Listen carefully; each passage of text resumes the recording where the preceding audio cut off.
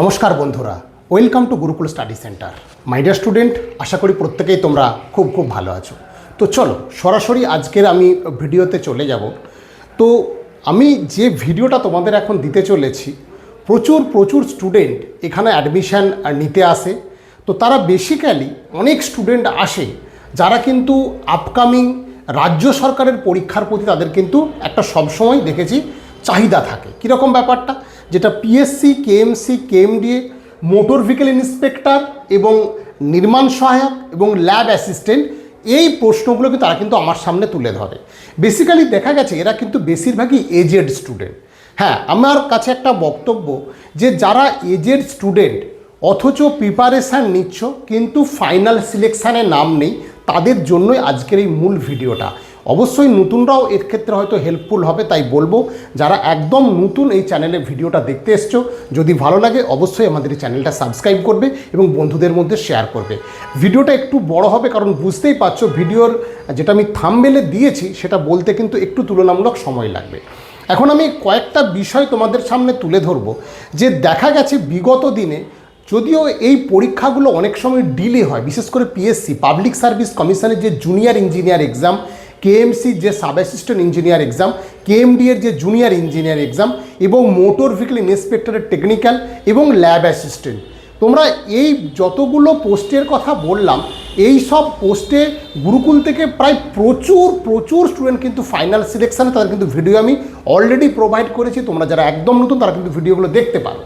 সেখানে সাক্ষাৎকার যাদের আমি দিয়েছি তারা কিন্তু অনেকে কম বয়সও আছে কিন্তু বেশি বয়সও আছে। এখন বিষয় হচ্ছে বেশি বয়সে স্টুডেন্টরা কেন এই চাকরিগুলো পেতে পারে এবং পাবে, তার কারণ আমি কিছু তোমাদের তুলে ধরবো। দেখো, এক হচ্ছে তোমরা নিজেরাই যারা হয়তো ভিডিও দেখছো, দেখবে তোমরা হয়তো 18 সালে বা 22-এর এই যে লাস্ট পিএসসি গেছে তোমরা কিন্তু অনেকে পাস করেছো, দেখবে 18-র পাস করেছো অথচ 22-এ কিন্তু তোমরা রিটেন পাস করে আবার কিন্তু চাকরি পাওনি, অনেকেই আছো। কেএমসির ক্ষেত্রেও আছো, একটা দুটো হয়তো রিটেন পেয়েছো কিন্তু ফাইনাল ইন্টারভিউ তোমাদের নাম নেই।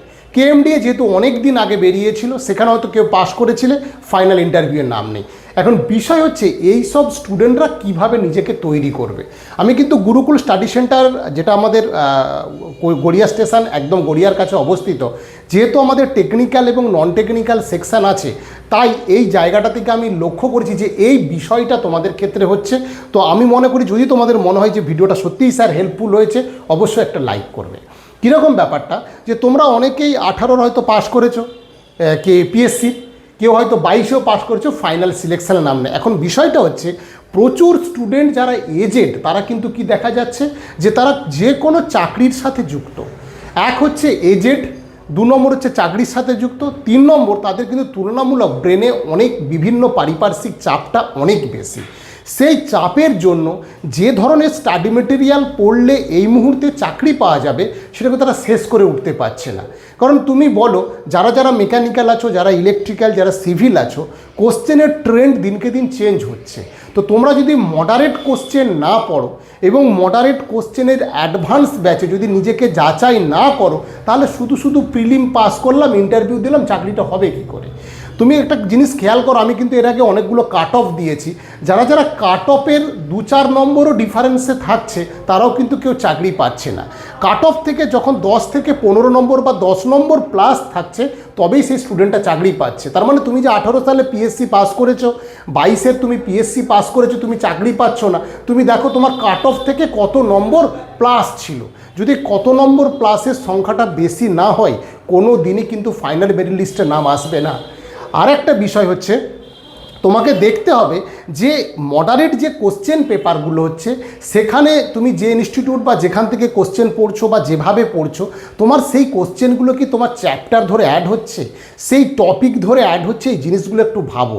কারণ আমাদের গুরুকুল স্টাডি সেন্টারে প্রচুর স্টুডেন্ট আসে, কিন্তু কেএমসির আফটার জুলাই মাস পরে কিন্তু অ্যাডভার্টাইজমেন্ট আসার সম্ভাবনা একদম প্রবল। তাই তোমাদের আমি বলছি যারা এই ধরনের স্টুডেন্ট, যারা আগে 2-3টে পরীক্ষায় পাস করেছো, ইন্টারভিউ দিয়েছো অথচ ফাইনাল সিলেকশানের নাম নেই, তাদের এজ হয়ে গেছে, আমি মনে করি একটু প্ল্যানিংটা চেঞ্জ করে পড়ো, সিস্টেমেটিক একটু তুমি দেখো যে তুমি ওই ধরনের কোশ্চেনে তুমি প্যাটার্নে কত নম্বর পজিশানে আছো, তবে কিন্তু তোমার কিন্তু সাকসেস হবে। নাহলে কিন্তু বারবার এই সব পরীক্ষাগুলো করায়ত্ত করা যথেষ্ট টাফ, কারণ সিট সংখ্যা কম, ক্যান্ডিডেট হাড্ডাহাড্ডি লড়াই। একটা কথা তুমি ভাবো, কোর টেকনিক্যাল এক্সাম, এখানে ন্যূনতম ডিপ্লোমা পাস হলেই কিন্তু তারা পড়তে পারে। তুলনামূলক এখন দেখছি যারা 5th সেম কমপ্লিট করছে তারা কিন্তু এসে প্রিপারেশান নিয়ে নিচ্ছে, কারণ প্রচুর স্টুডেন্ট যেহেতু আমাদের চাকরি পেয়েছে, তাদের ভাইয়েরা তাদের সিনিয়রদের দ্বারা তারা কিন্তু সেই সব কলেজে তারা জেনে গেছে যে এই সাবজেক্ট এইগুলো যদি আমরা আগে থেকে 60% 70% শেষ করে রাখতে পারি, যখনই কোচিং সেন্টারের ওই স্টাডি মেটেরিয়ালগুলো, ওই মক টেস্টগুলো, ওই ফাইনাল মক টেস্টগুলো বারবার যদি আমরা প্র্যাকটিস করি, দেখা যাবে সেখানে কিন্তু আমার নাম এসেই যাবে। তাই তাদের সাথে লড়াই করতে হলে আমি তোমাদের বলবো, যারা এজেড আছো তো লুকিয়ে কেঁদে কোনো লাভ নেই, একটু সিস্টেমেটিকভাবে করো, নাহলে কিন্তু আগামী দিনে বিপদ আরও বাড়বে। তাই আগামী দিনে কিন্তু রিক্রুটমেন্ট আসছে, পিএসসিও অনেক দিন হতে চললো, কেএমসিও হয়ে গেছে এবং কেএমডির একটা ভ্যাকেন্সি কিন্তু অলরেডি আসার কথা ছিল। নির্মাণ সহায়কটা অনেক দিন হয়ে গেছে, যেহেতু নির্মাণ সহায়কের এক্সাম হওয়ারও সম্ভাবনা 2026-এর লাস্টের দিকে আছে। তাই বলবো, যারা যারা প্রিপারেশান নিচ্ছ একটু প্ল্যানিং করে পড়ো, নাহলে কিন্তু তুমি ভাবছো স্যার আমি 2-3টে পরীক্ষায় পাস করেছিলাম, এবার একটা পাস করলে আবার চাকরি পেয়ে যাব, সেটা কিন্তু কোনো দিনই সম্ভব না। কারণ তুমি আগেরটার দিকে তুলনা করে দেখো, তুমি কিন্তু আগের থেকে এবারে কিন্তু বেটার ছিলে 2022-এ, তাও কিন্তু তোমার ফাইনাল সিলেকশান হয়নি।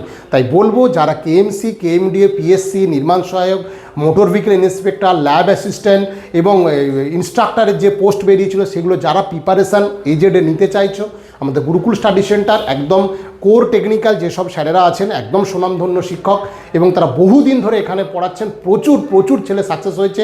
তোমরা যদি মনে করো আমাদের অ্যাডভান্স এবং ওই আমাদের যে ব্যাচ চলছে, সেই ব্যাচে তোমরা এক্সাম দিয়ে নিজের পারফরমেন্সটা যাচাই করতে পারো।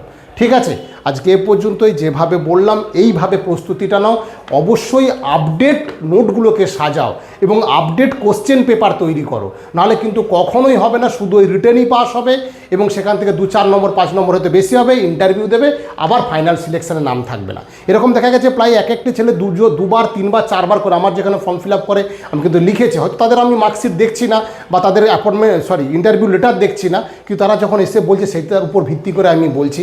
2বার 3বার করে পাস করলেও কিন্তু ফাইনাল সিলেকশানে নাম নেয়। তাই যেসব স্টুডেন্ট আমি বলবো এখনও এই জায়গাটাতে আছো, যারা ইলেকট্রিক্যাল, যারা সিভিল, যারা মেকানিক্যাল, তারা কিন্তু এই জায়গাটা ধরো এবং সেইভাবে প্রিপারেশানটা নাও, কারণ আগামী দিনে কিন্তু 2026-এর লাস্টেতে কিন্তু রিক্রুটমেন্ট আসছে। তোমরা কিন্তু হ্যাঁ অবশ্যই কম পোস্ট, আমি বারবার বলেছি, রেলে যেমন প্রচুর পোস্টে পাই বলে আমি প্রচুর ছেলে রেলের ভিডিও দিই, তোমাদের দেখেছো নিশ্চয়ই, পুলিশে প্রচুর ছেলের ভিডিও দিই, কিন্তু এই সবগুলোতে আমি সিঙ্গেল স্টুডেন্ট এবং পিএসসির সময় আমি একসাথে 18 জন 19 জন করে সব দাঁড়িয়ে আছে, দেখেছো ভিডিও আমি প্রোভাইড করেছি তোমাদের। তাহলে কি বলবো, এই জায়গাটা তোমরা ভেবে প্রিপারেশানটা নাও এবং অবশ্যই তুমি দেখো যারা যারা সিভিল, যারা এজেড স্টুডেন্ট, তারা স্ট্রেংথ অফ মেটেরিয়াল, ইভিএস এনভায়রনমেন্টের, RCC design, concrete technology, soil, BMC, highway, এই তোমার 6টা সাবজেক্ট একদম A to Z permanently cover হয়েছে কিনা। তুমি যে কোনো কোশ্চেন এখানে প্রায় যেগুলো জুনিয়র ইঞ্জিনিয়ার লেভেলের আছে সবগুলো করতে পারছো কিনা, যে বুকটাকে তুমি বেস বুক করেছো, আর কিছু প্ল্যানিং করে দেখো এখানে যে ম্যাথগুলো আছে সেগুলো তুমি কতটা কনফ্লিক্ট করতে পারছো। যারা ইলেকট্রিক্যাল, তারা দেখো machine, measurement, basic electrical engineering, power system এবং ইলেকট্রনিক্সের যে পার্টগুলো আছে, আমরা কিন্তু অলরেডি এটা শুরু করে দিয়েছি। অফলাইন ক্লাস শনিবার হচ্ছে, আমাদের কিন্তু অলরেডি শুরু করে দেওয়া হয়েছে। সিভিলেরটা রবিবার শুরু করে দিয়েছে, অনলাইন অফলাইন দুটো মোডেই শুরু করে দেওয়া হয়েছে। তুমি দেখো তোমার এই সাবজেক্টগুলো টোটালি কতটা তুমি একদম রেডি হতে পেরেছো। যে কোনো মক টেস্টের ওরিয়েন্টেড, পিএসসি, কেএমসি, কেএমডি এবং এই ওরিয়েন্টেড মক টেস্টে তুমি সেখানে 80 বা 90% পাচ্ছ বা 70% পাচ্ছ, সেটাও কিন্তু একটু লক্ষ্য রাখো। নেক্সট যেটা mechanical, strength of material, theory of machine, fluid mechanics, প্রোডাকশনের টোটাল চ্যাপ্টার তাও যেটুকু লিখে দিয়েছি, material science, power plant, thermodynamics, engineering drawing, এই যে 7টা সাবজেক্ট লিখে দিয়েছি, এগুলোও কিন্তু তুমি কতটা তৈরি আছো, কতটা বেস লেভেলে, কত করে কোশ্চেন তুমি প্রত্যেকটা জায়গা থেকে তৈরি করছো, সেটা কিন্তু বেসিক্যালি ভাবো। তবে কিন্তু এই পরীক্ষাগুলোকে তুমি করায়ত্ত করতে পারবে।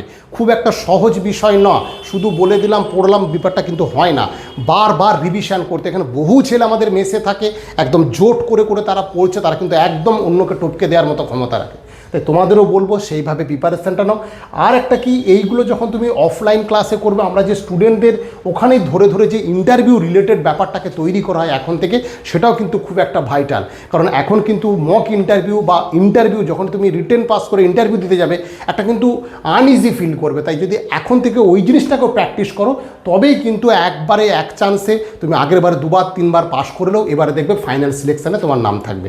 তাই প্রত্যেককে বলবো একটু সিস্টেমেটিকভাবে একটু ভালো করে পড়ো, কারণ আগামী দিনে যে রিক্রুটমেন্ট আসবে, দেখবে একদিন এই ভিডিওতেই আমি বলবো যে 3 মাস 4 মাস আগে তোমাদের ভিডিও দিয়েছিলাম, বলছিলাম দেখো এসে গেছে রিক্রুটমেন্ট। কারণ আমরা দেখতে পাচ্ছি প্রত্যেকটা জায়গায় আমাদেরই স্টুডেন্টরা চাকরি করতো, তারা অনেকে ছেড়ে দিয়ে পিডিসিএলে চলে গেছে, অনেকে ছেড়ে দিয়ে রেল জেইতে চলে গেছে, সেখানে ভ্যাকেন্সি কিন্তু অলরেডি খালি হয়ে যাচ্ছে। তাই বলবো অবশ্যই ভালো করে প্রিপারেশন নাও যারা কিন্তু টেকনিক্যালকে ভালোবাসো, কারণ এগুলো core technical exam, non technical থাকে না, শুধু নির্মাণ সহায়ক একটু থাকে, হ্যাঁ এগুলো একটুখানি করে থাকে, সেটা এমন কোনো ডিলে না, কিন্তু কোর টেকনিক্যালটা একটু ভালো করে পড়ো। তাই প্রত্যেককে বলবো আবার ভালো থেকো, যারা একদম নতুন তারা আমাদের এই গুরুকুল স্টাডি সেন্টার ইউটিউব চ্যানেলটা সাবস্ক্রাইব করো এবং সিস্টেমেটিকভাবে যে সাবজেক্টগুলোকে বললাম একদম সঠিক নোটস তৈরি করো। যদি তোমরা নিজে থেকে পড়ো আর আমাদের কাছে পড়লে আমাদের তো নোটস অলরেডি রেডি করা আছে, সেখানে আপডেট নোটসটাকে আমরা অ্যাড করে দিই, তার ফলে কী হয় মোটামুটি একটা ব্রাঞ্চ করে পার ডে একটা করে তৈরি হয়ে যায়। ঠিক আছে, এইভাবে প্রিপারেশান নাও, আগামী দিনে কিন্তু তোমার দেখবে সাকসেস আশা করি অনেকটা কাছাকাছি তুমি এবং হয়ে যাবে, সেটা আমি বলতেই পারি। ঠিক আছে, প্রত্যেকে ভালো থেকো।